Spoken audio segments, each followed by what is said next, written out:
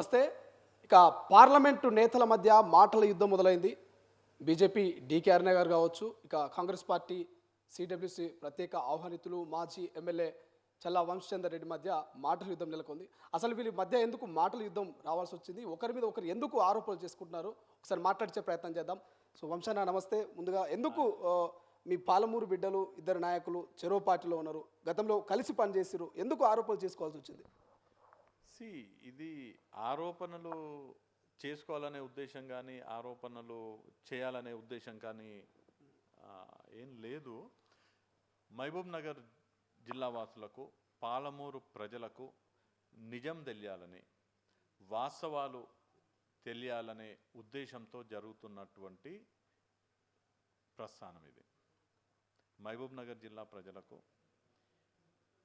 ధర్మం అంటే ఏంటి, ధర్మం ఎటువైపు ఉంది, నిజమేంది అని తెలియాలనే భావనతో వచ్చినటువంటి వ్యవహారం ఇదంతా కూడా. గతంలో ఎప్పుడు రానటువంటి ఈ డిస్కషన్, ఈ టాపిక్ పార్లమెంట్ ఎన్నికల వేళనే ఎందుకు తెరవైకి తీసుకొచ్చారు? పార్లమెంట్ ఎన్నికలు ఇప్పుడే వచ్చినటువంటి కొత్తగా పార్లమెంట్ ఎన్నికలు ఏం వస్తలేవు. 2019లో కూడా పార్లమెంట్ ఎన్నికలు ఉండే. 2019లో కూడా నేను కాంగ్రెస్ పార్టీ తరఫున అభ్యర్థిగా పోటీ చేసినాను. డీకే అరుణ గారు బీజేపీ తరఫున పోటీ చేసినారు. మన్నే శ్రీనివాసరెడ్డి గారు టీఆర్ఎస్ నుంచి పోటీ చేసినారు. ఆనాడి ప్రస్తావన రాలేదు. ఒకవేళ ఎన్నికల సందర్భంగా అని అనుకుంటే ఆనాడే వచ్చేది, ఆనాడి ప్రస్తావన రాలేదు.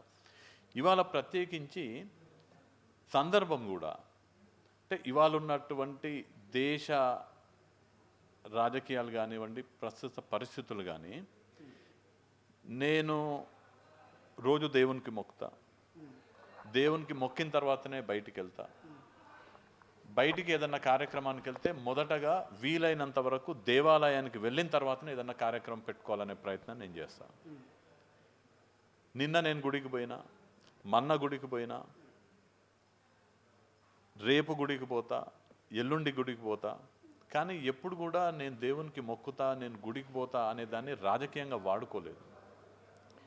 ఇవాళ పరిస్థితి ఏంటంటే దేవుడిని రాజకీయంగా వాడుకునేటువంటి ప్రయత్నం జరుగుతుంది. దాంట్లో భాగంగా ఎవరైతే రాముడు చూపించినటువంటి బాటలో నడవకుండా, విలువలు లేకుండా, అసత్యాలు మాట్లాడుతూ, వాస్తవాలను వక్రిస్తూ రాజకీయాలు ఉన్నారో వాళ్ళు, రాముని బాటలో నడవని వాళ్ళు కూడా మేము రామభక్తులం అని చెప్పుకున్నటువంటి పరిస్థితి చూసి నిజాలు తేలాలే, నిజం చెప్పేవాడే నిజమైన రాముడు భక్తుడు అని పాలమూరు ప్రజలకు తెలియాలనే ఉద్దేశంతో జరుగుతున్నటువంటి వ్యవహారం ఇది. ఏం చెప్తారు మీరేమో? ఆమె గతంలో ఎంపీగా పోటీ చేయాలంటే 15 కోట్లు అడిగినటువంటి అంటూ కామెంట్ చేశారు. ఆమెనేమో మొన్న 2023 ఎన్నికల్లో కల్వకుర్తి నుంచి ఎమ్మెల్యేగా పోటీ చేయలేదు, కేవలం డబ్బులకు అమ్ముడు పోయి కసిరెడ్డి నారాయణ రెడ్డి గారికి టికెట్ అమ్ముకున్నారు అనేది ఆరోపణ. ఏది నిజం, ఏది నమ్మాలి? దీంట్లో పెద్ద కన్ఫ్యూజన్ ఏం లేదు. డీకే అరుణ గారు 15 కోట్లు తీసుకున్నది అని నేను చెప్పలేదు. డీకే అరుణ గారు నేను ఎంపీగా పోటీ చేయాలంటే నాకు 15 కోట్లు ఇవ్వండి అని అడిగిందని నేను ఆరోపణ చేసిన. ఓకే, అరుణ గారు ఏం చెప్తున్నారు? నేను టికెట్ అమ్ముకున్నాను, నేను టికెట్ నారాయణ రెడ్డికి అమ్ముకున్నానని అరుణ గారు చెప్తుంది. ఓకే, నేను ప్రమాణం చేస్తా అని చెప్పిన. ఓకే, ఇప్పుడు నారాయణ రెడ్డి దగ్గర డబ్బులు తీసుకున్నా అని చెప్తుంది. ఓకే, నేనేమంటా అంటే మీ తొలి వెలుగు ఛానల్కి నన్ను, నారాయణ రెడ్డి గారిని, డీకే అరుణ గారిని పిలవండి. నేను రానికే రెడీగా ఉన్నా. నారాయణ రెడ్డి గారిని కూడా నేను తీసుకొస్తా. అరుణమ్మని రమ్మని చెప్తున్నా నేను. ఓకే, మీరు భగవద్గీత తీసుకురండి, భగవద్గీత మీద ప్రమాణం చేద్దాం. ఆమె ఆరోపణ చేస్తుంది కదా. కానీ ఈ యొక్క ఆఫర్ చేసిన సందర్భంలో వంశచందర్ రెడ్డి కాకుండా మిగతా వేరే థర్డ్ పర్సన్ ఎవరైతే వాళ్ళు కూడా తీసుకొని రండి అనేది ఆమె చెప్తున్నమాట. తీసుకొని వస్తారా? నిజంగా నేను రాముడిని నమ్ముతే, నేను నిజాన్ని నమ్ముతే, నిజం నేను చెప్పినా నిజమే, 10 మంది చెప్పినా నిజమే, 100 మంది చెప్పినా నిజమే, 1000 మంది చెప్పినా నిజమే. ఓకే, నేను నరేంద్ర మోడీని తీసుకురమ్మని అంటలేను కదా. ఇంకెవరినో తీసుకురమ్మని ఏమంటారా, కేవలం అర్ణం వచ్చి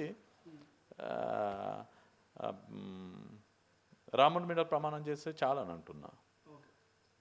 అందరు అంటే ఇప్పుడు అక్కడ ఉన్న వాళ్ళందరూ రావాలంటే ముఖ్యమంత్రి గారికి ఏదో కార్యక్రమాలు ఉంటాయి. ఇంతమంది ఆ రోజు ఆ సమావేశంలో ఉన్న వాళ్ళు చాలామంది మంత్రులు ఉన్నారు, సీనియర్ నాయకులు ఉన్నారు, ఎక్కడెక్కడ ఉంటారు, ఏవే కార్యక్రమం ఉంటాయి. వీళ్ళందరినీ రమ్మంటే అందరూ ఒకరోజు ఒక సమయంకి ఎట్లా రాలేరు కాబట్టి తప్పించుకుందామనే ఆలోచనతో వీళ్ళందరినీ తోలుకు రావాలని చెప్తున్నారు. నేను చాలా స్పష్టంగా చెప్తున్నా, నేను రాముడిని నమ్ముతా, నేను చెప్పేది నిజం, నేను చెప్తున్న నిజమని నేను ప్రమాణం చేస్తాను అని చెప్తున్నా.